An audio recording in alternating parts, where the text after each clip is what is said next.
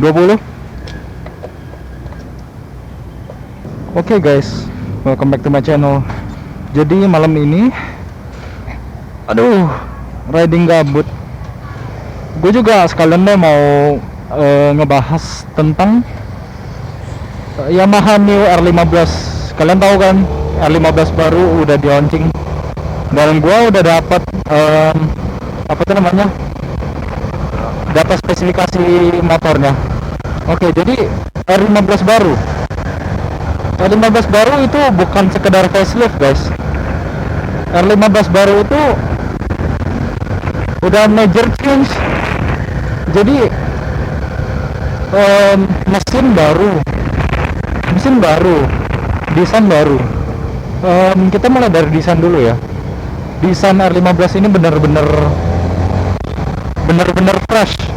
Kalau Yamaha bilang ini baby R6, ada benernya, soalnya ini modelnya bener-bener mirip sama R6 yang baru ya. Bener-bener mirip sama R6 yang baru dan R1 yang baru. Kita mulai dari bagian depan dulu ya. Bagian depannya ini bener-bener gimana ya, beda banget, beda 180 derajat sama R15 yang version 2. Jadi lampu depannya menyipit, terus di tengahnya ada bolongan gitu buat airscope gitu, kayak mode-mode gitu kan. Dan orang banyak bilang kalau depannya ini, bagian depannya mirip sama CBR 600 WR yang lama. Kalau nggak salah tahun 2008 atau 2000 berapa gue lupa. Katanya mirip itu, emang sih bener ada miripnya. Cuman ya nggak mirip-mirip banget gitu. Aduh macetnya. Tengahnya itu ada semacam kayak bolongan gitu, tapi bolongannya itu bohongan, cuman ya modal doang, nggak tembus kemana-mana itu. Padahal banyak yang ngira itu bakal jadi kayak di moge-moge, jadi anginnya diterusin ke dalam mesin gitu. Enggak guys, itu lubangnya nggak kemana-mana, itu cuman modal doang. Kalau dari samping gua nggak gitu merhatiin si model samping, tapi yang jelas beda banget. Untuk bagian belakangnya sekali lagi, belakangnya mirip sama R6 baru sama R1 yang baru.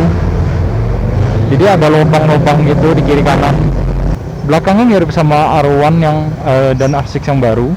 Jadi di samping jok penumpang ada semacam bolongan gitu, dan lampu belakangnya full LED ya. Oh ya, gue lupa kasih tahu, lampu-lampu dari R15 baru ini, lampu depannya sama lampu belakangnya LED, cuman lampu sennya aja sih masih bolham. Untuk lampu sennya ntar kita bicarain lagi, oke? Soalnya ada satu fitur menarik, dan kayaknya di kelas 150cc baru dia yang mengadopsi itu ya. Oke, dari desain udah. Lalu kita beralih ke kaki-kaki dulu deh. Kaki-kakinya lebih lebar. Oke, velgnya tuh lebar. Kalau nggak salah velg depannya ini ukuran 2,5 inci atau berapa gue lupa. Ukuran velg belakangnya itu 4 inci, dan which is itu gede banget, tau nggak? Itu gede banget.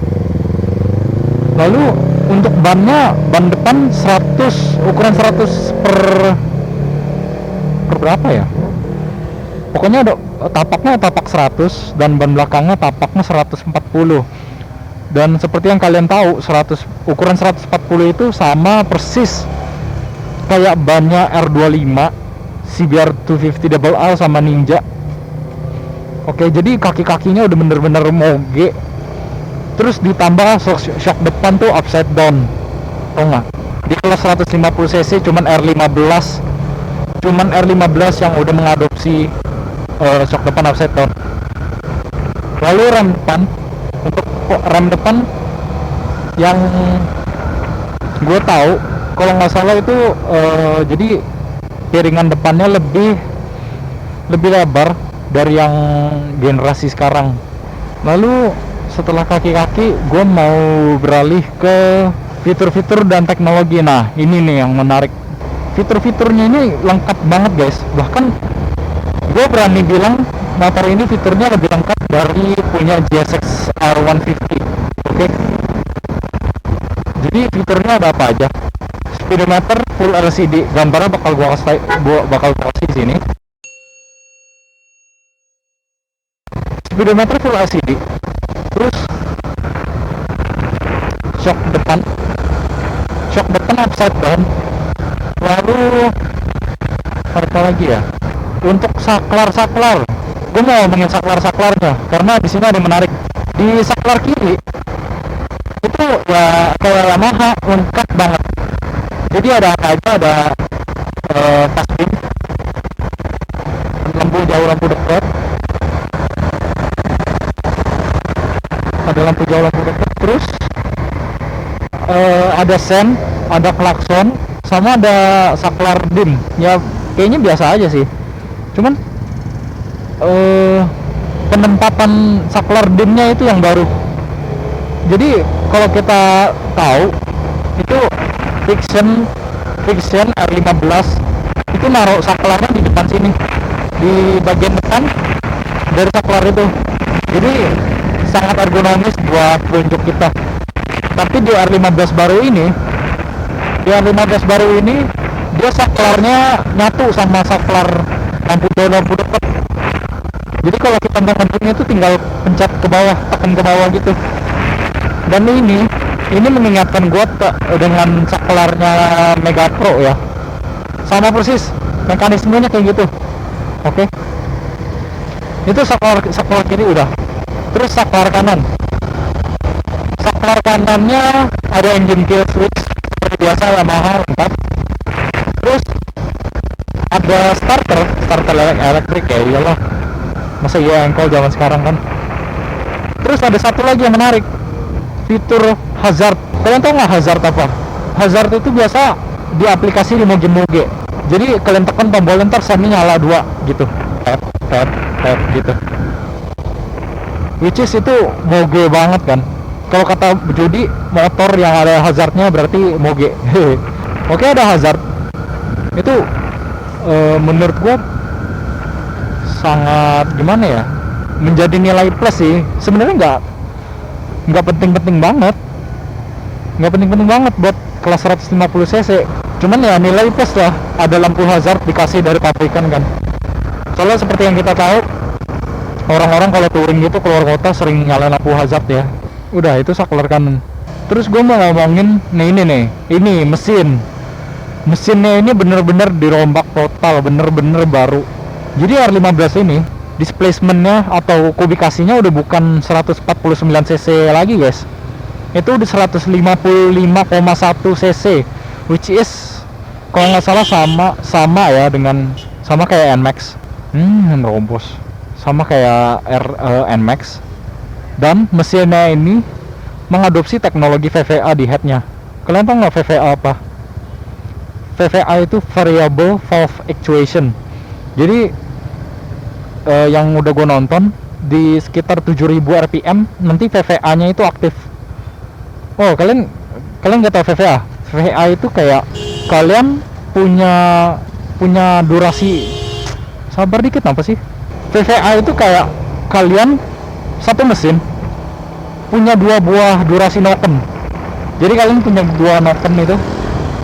Satu noken untuk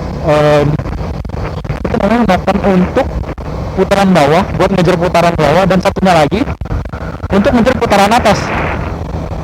Jadi bener-bener ini motor SOHC ya.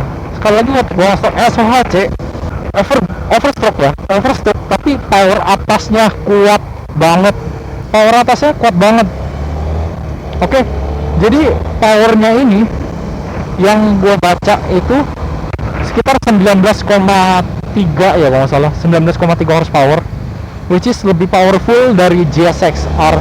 Nah, gue mau ngebandingin mesinnya Yamaha R15 ini dengan mesinnya GSX R.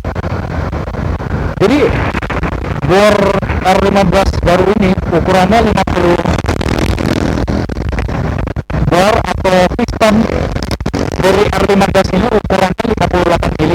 Oke, ukurannya 58 mili dan ukuran stoknya atau ukuran stang pistonnya itu 58,7. Coba kita bandingin sama punya GSX-R yang bornya atau pistonnya itu 62 mm dan stang sehernya ini ukuran 48,7 ya kalau nggak salah.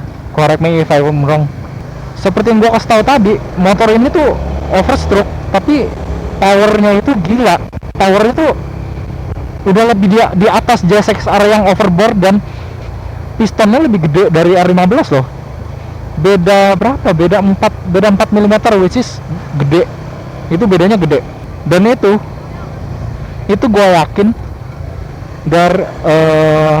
itu adalah sumbangsi dari teknologi baru yang disematkan pada Yamaha New R15 ini. Jadi Yamaha di kelas fairing 150cc ini bener-bener totalitas. Habis-habisan mereka nuangin teknologi yang mereka punya, dituangin ke R15 dan voila itu. Oke, powernya 19,3 horsepower, which is lebih gede dari Suzuki GSX-R 150. Lalu torsinya bagaimana? Torsinya lebih gede juga dari GSX-R 150 dan bedanya itu jauh, men. Beda torsinya jauh. Oke, beda torsinya jauh loh.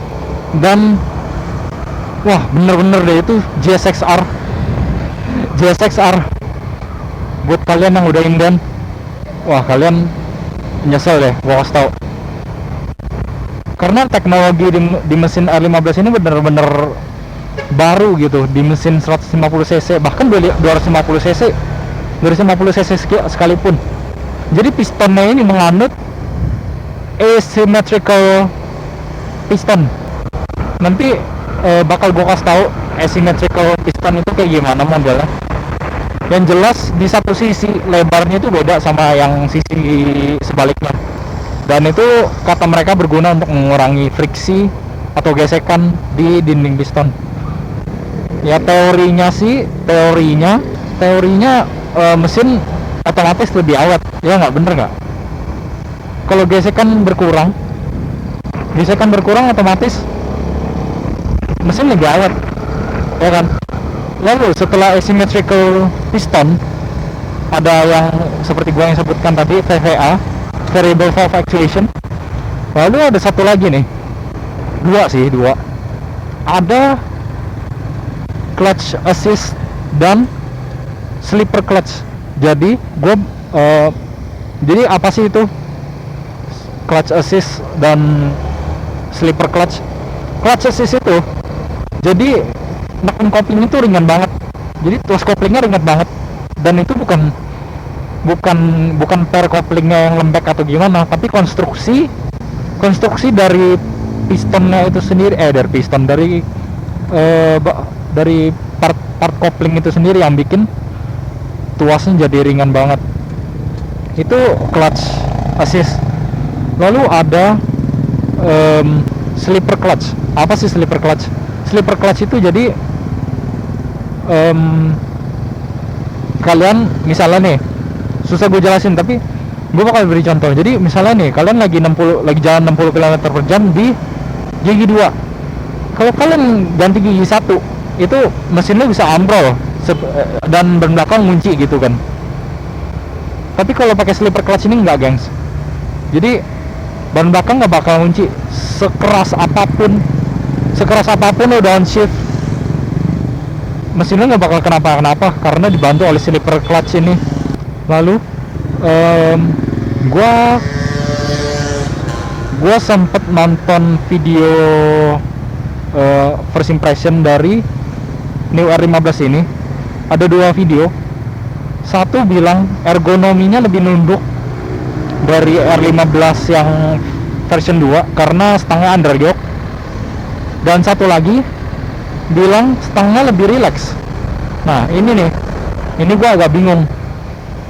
Kalau dari sekilas mata gua, meskipun udah stang underyoke, Tapi posisi ridingnya lebih santai dari R15 yang version 2 guys. Ya gua belum nyobain unitnya sih. Gue belum nyoba naikin karena gue emang belum pernah ketemu kan. Tapi kalau gue ngeliat dari secara kasat mata, position ridingnya lebih bersahabat, lebih friendly ke manusia. Oke, so itu ergonomi.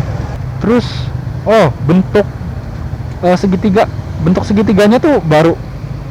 Kalau kayak motor batangan gitu, kalau motor batangan gitu kan, kalau kita tahu segitiganya polosan gitu, kayak gini. Segitiganya kan polosan gitu.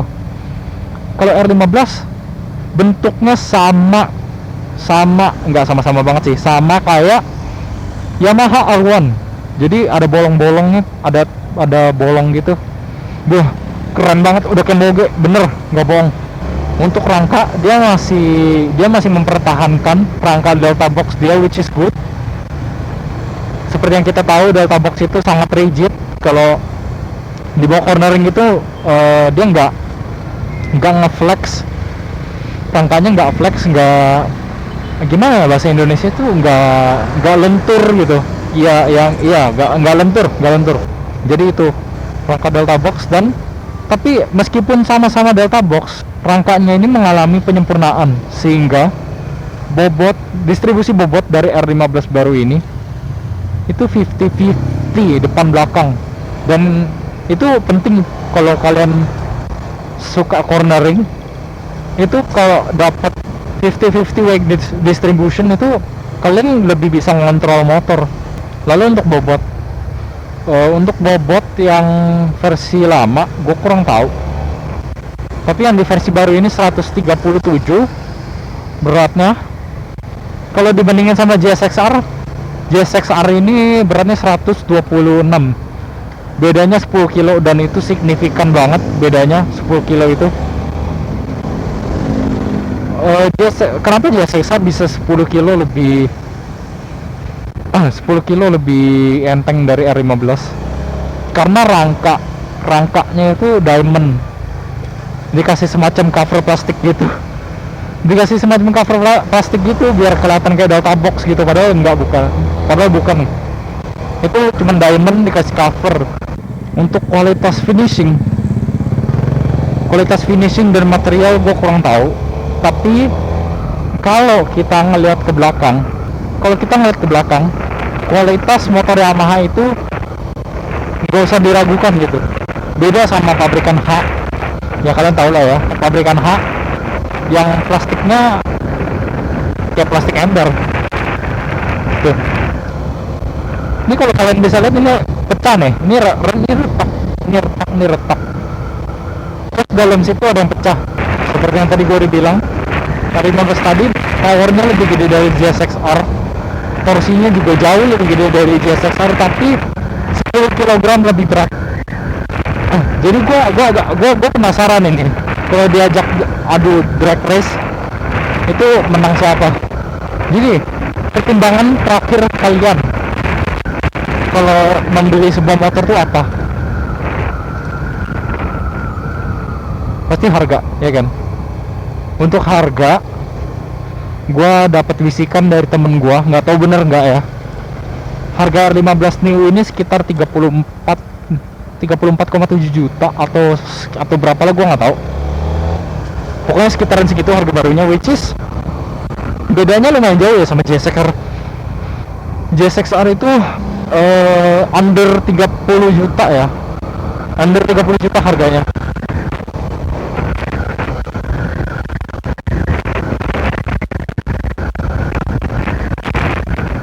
Jadi menurut gua, apakah 34 juta itu sebanding sama Hianak yang baru?